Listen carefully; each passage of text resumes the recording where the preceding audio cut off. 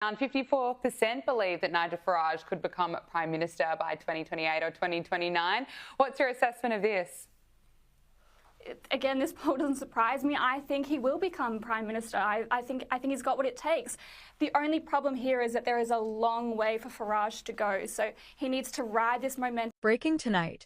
In the heart of a nation unraveling at its seams, a Labour-run council in Brighton has ignited a firestorm by axing an art exhibition celebrating Britain's diversity, simply because it dared to feature the Union Jack.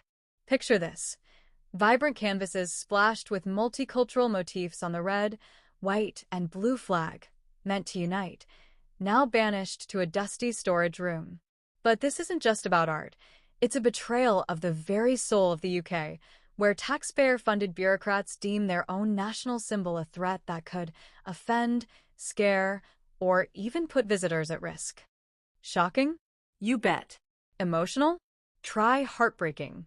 As crowds gather outside council halls, chanting for accountability, we're witnessing the spark of a national crisis that exposes deep-seated corruption, elite disdain for the people, and a desperate cover-up that's got the establishment scrambling.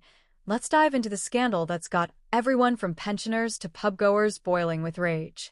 It all started with artist Elias Thorne, a 52-year-old veteran painter from Sussex, who poured his heart into Flags of Unity, a collection of 47 pieces reimagining the Union Jack with symbols from immigrant communities, Jamaican jerk spices woven into the stripes, Indian henna patterns dancing across the crosses, Polish eagles soaring proudly.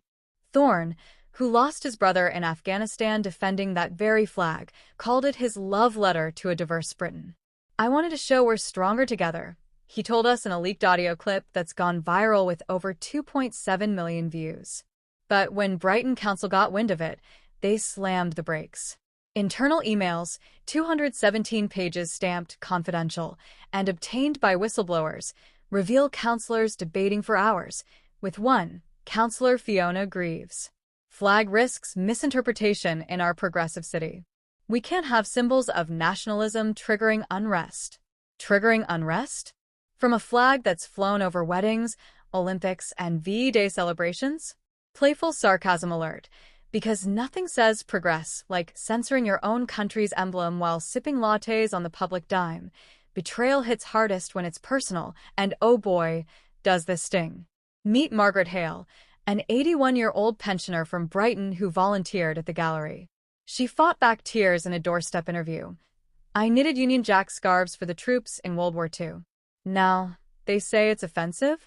I've paid taxes my whole life for this nonsense."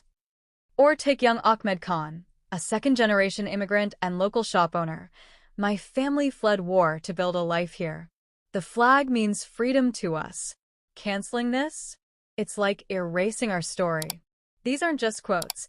They're gut punches from ordinary folks feeling stabbed in the back by the very leaders sworn to represent them. And the numbers don't lie. A Freedom of Information request uncovered £1.8 million in council funds funneled to diversity initiatives last year, while veterans' shelters begged for scraps. That's right, £1.8 million. Enough to house 450 homeless ex-soldiers, but instead, it's padding the pockets of consultants who deem patriotism a peril. S-words spread like wildfire across social media. Hashtag Flaggate trending with 1.2 million posts in 48 hours. The outrage boiled over into mass public fury. Protests erupted outside Brighton Pavilion, where 8,000 flag-waving Brits descended, banners blazing with proud, not offended, and reclaim our Jack. Vivid scenes unfolded.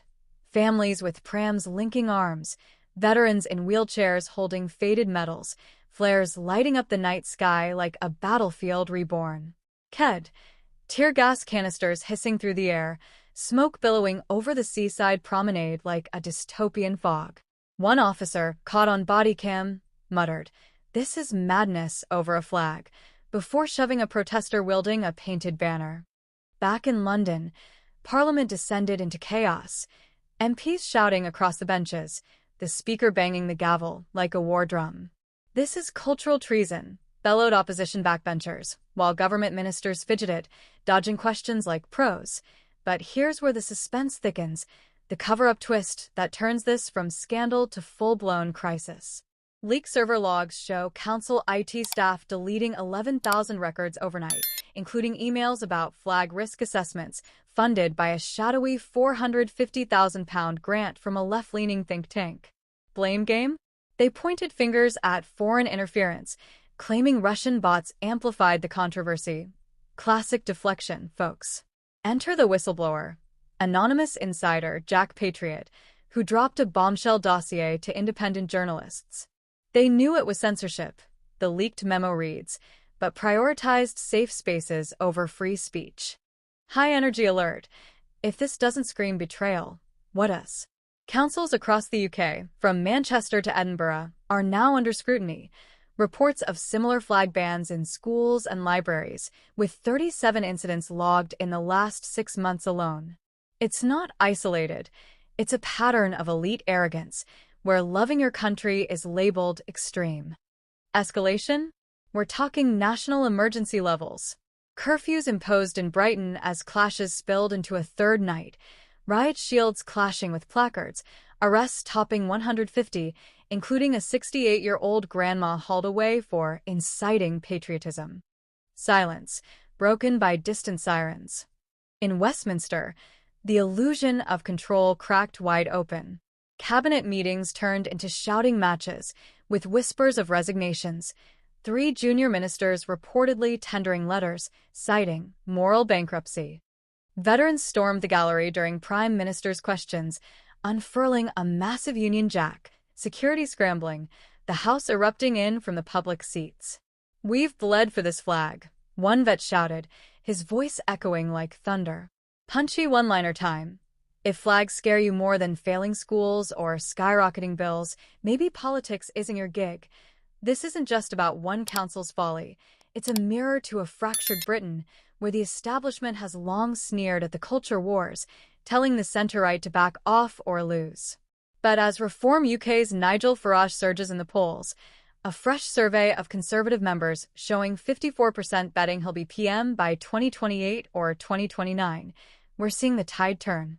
Farage, that bold disruptor, rides high on momentum, but as our sources quip, it's not just rage he needs, it's discipline.